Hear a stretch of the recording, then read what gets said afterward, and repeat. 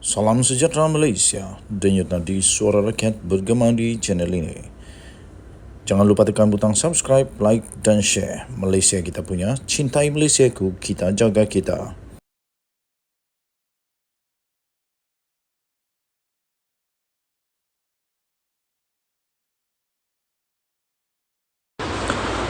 Salam sejahtera Malaysia, denyut nadi suara rakyat bergema di channel ini. Berita terkini daripada bharian.com.my.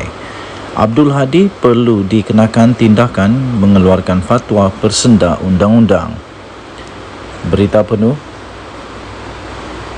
Belalang amat tertarik dengan kenyataan Presiden PAS Tan Sri Abdul Hadi Awang yang mendakwa konsep atau undang-undang dilepas tanpa dibebaskan DNAA adalah bercanggah dengan Islam. Abdul Hadi mengatakan undang-undang DNAA tidak wujud dalam Islam, bahkan dijatuhkan sebagai hukuman haram jika diputuskan.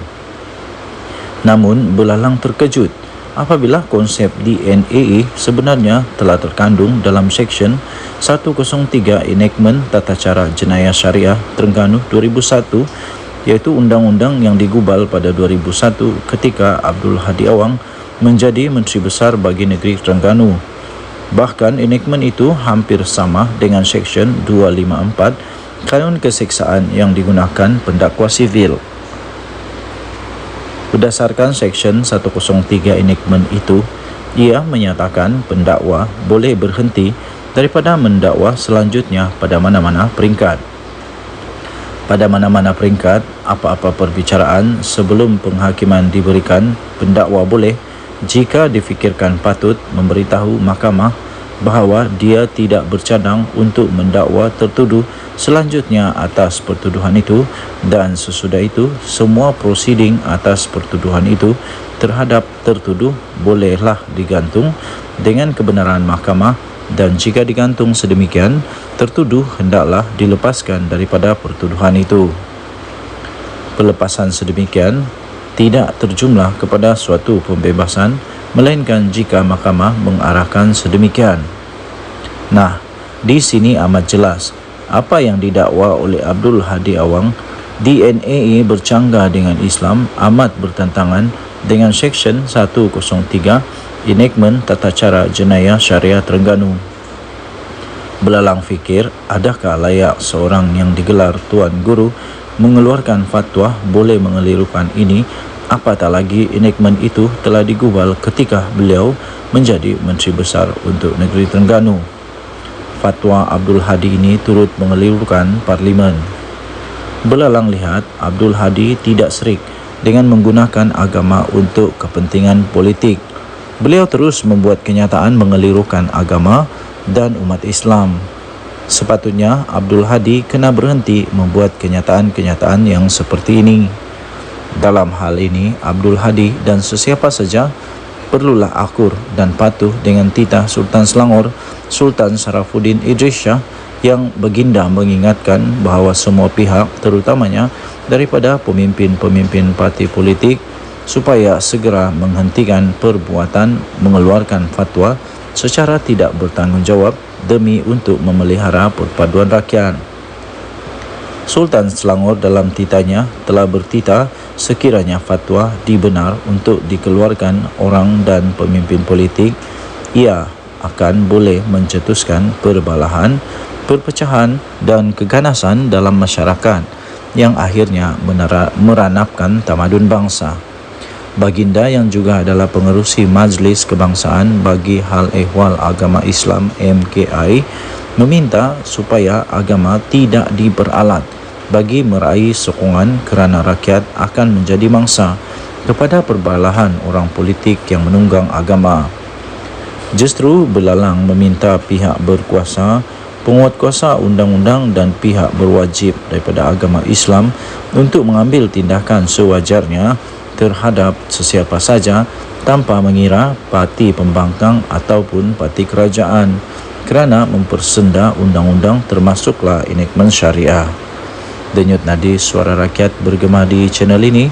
Untuk mendapatkan berita lengkap, sila layari bharian.com.my bertarikh 17 September 2023 jam 9.21 pagi bertajuk Abdul Hadi perlu dikenakan tindakan keluar fatwa persenda undang-undang.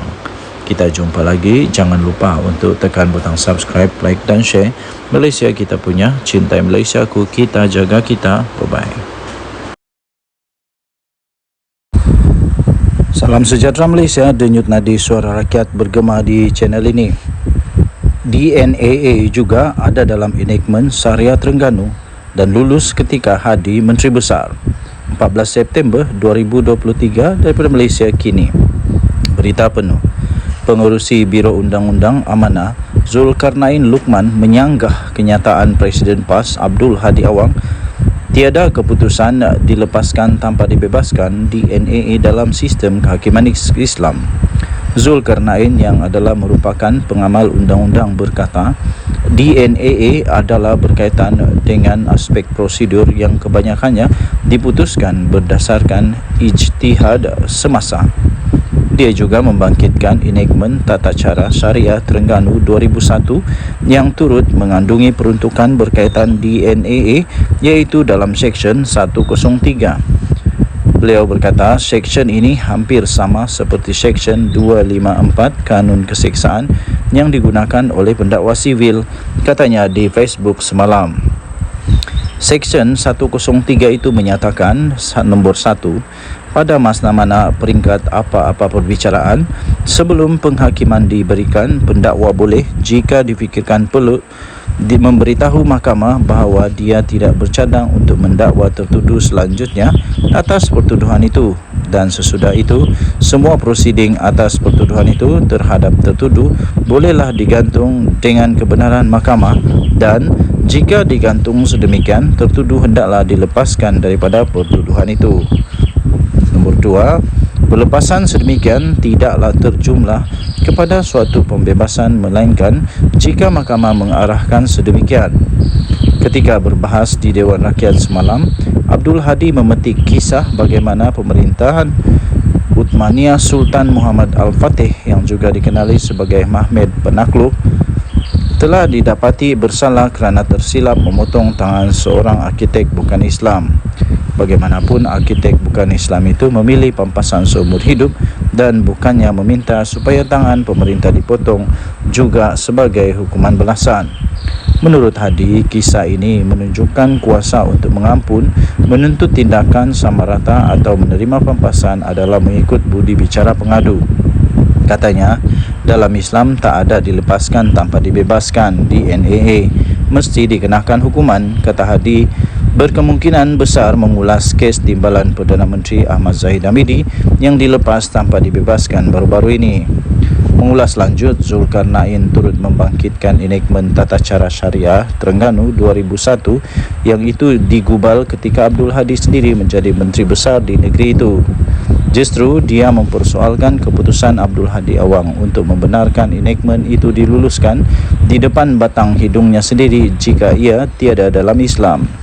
Katanya proses pengubahan, saya ulang sekali lagi, proses penggubalan enactment lazimnya sudah melalui proses jawatan kuasa teknikal. Dalam konteks Terengganu, pastinya Mufti dan Ketua Hakim Syari sendiri akan terlibat. Dalam hal ini, Abdul Hadi perlu menarik balik kenyataan bahawa DNAA tiada dalam Islam, kata ahli jawatan kuasa perundangan PH itu lagi. Semalam, Ahli Majlis Ulama UMNO Khairuddin Aman Razali menyifatkan Abdul Hadi keliru dengan hukum hakam Islam, memandangkan DNAA adalah sebahagian daripada kaedah Al-Aslu Ba'aratu Zima. Kaedah itu menyamai konsep seseorang itu tidak bersalah sehingga dibuktikan sebaliknya di mahkamah, dan secara literal diterjemahkan kepada seseorang pada mulanya bebas daripada tanggungjawab. Khairuddin berkata, ini bermakna seseorang pendakwa dibenarkan melepaskan tertuduh jika ada keperluan untuk siasatan lanjut.